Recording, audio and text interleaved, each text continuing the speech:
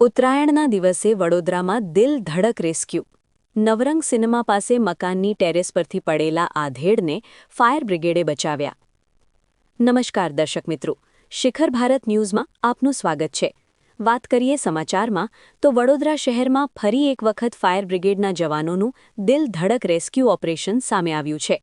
નવરંગ cinema પાસે આવેલા એક મકાનની ઊંચી ટેરેસ પરથી બીજા મકાનની નીચે આવેલી ટેરેસ ઉપર એક આધેડ પડી જતા તાબડતોડ ફાયર બ્રિગેડના જવાનો દ્વારા બચાવ કામગીરી હાથ ધરવામાં આવી હતી.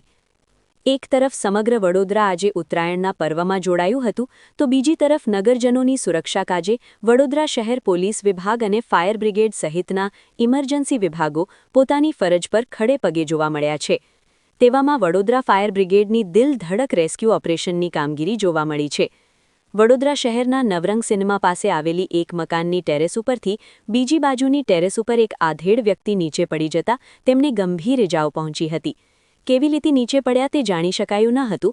જો કે બનાવની જાણ કરવામાં આવતા તાબડતોડ ઘટના સ્થળે ફાયર બ્રિગેડના જવાનો દોડી આવ્યા હતા અને રોપ લેડરની મદદથી નીચે ઉતરી ફાયર બ્રિગેડના જવાનોએ આધેડને બચાવી સારવાર અર્થે સયાજી હોસ્પિટલ ખાતે ખસેડ્યા હતા.